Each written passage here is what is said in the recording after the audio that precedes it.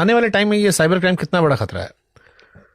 Sir आने वाले time road पर लोगों को लूटे, अब कौन इतना रिस्क लेगा? क्योंकि इतने सीसीटीवी लगे हैं, कहीं ना कहीं तो दिख ही जाएगा। तो हम आराम से इसी कमरे में बैठ के लूटेंगे। जैसे मेरे मन में कई बार एक ख्याल आता है कि मैं आज 10 साल हो गया मैं यूपीआई यूज करता हूँ। मैंने कैश यूज करना बंद कर दिया। हम दावा करते हैं कि इंडिया सबसे ज्यादा कैशलेस इकोनॉमी है। किसी दिन अगर ये हमारा सिस्टम हैक हो गया, क्या हम बर्बाद हो जाएंगे?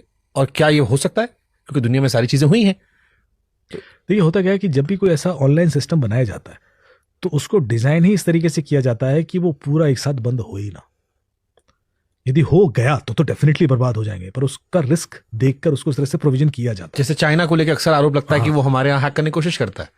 करते ही है, आरोप नहीं लगता है। वो तो हमने एट्रीब्यूट प्रॉपरली किया। जब मुंबई ग्रेड अटैक हुआ था, पावर बिजली चली गई थी, तो चाइना ने ही किया था। वो तो महाराष्ट्र साइबर ने इन्वेस्टिगेट करके सोर्स भी आइडेंटिफाई किया था। जब एम्स का अटैक हुआ तब भी हांगकांग का ही आईपी निकला था। तो बहुत सारी ऐसी चीजें हैं जो जानते बूझते भी हम कुछ कर नहीं सकते। ठीक है, वहां चाइना का अटैक यूएस में भी हुआ, यूएस ने एट्रीब्यूट किया, यूएस ने बोला कि चाइना का अटैक है, तो क्या कर लोगे आप? चाइना थोड़ा ना मानेगा कि हमने किया। ये तो इंफ्रास्ट्रक्चर है, कहीं का भी यूज हो सकता है।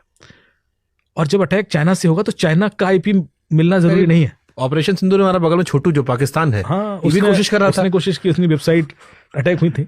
झंडा वंडा चेंज करने को आदमी अपने औकात के हिसाब से करता है। तो देखिए, और ये कोई ऐसा नहीं है कि एक टाइम पे शुरू होगा एक टाइम पे खत्म होगा। ये कोशिश तो लगातार होती रहती है। Cyber warfare is a continuous process. आप फिजिकल युद्ध की तरह नहीं होता है। तो मौका देखें कब कौन सी वेलेबिलिटी मिलेगी, उड़ा देंगे। तो अब अगला सबसे बड़ा युद्ध यही है। युद्ध चल रहा है, निपट के लूटेंगे। जैसे मेरे मन में कई बार एक ख्याल आता है कि मैं आज 10 साल हो गया मैं यूपीआई यूज करता हूँ।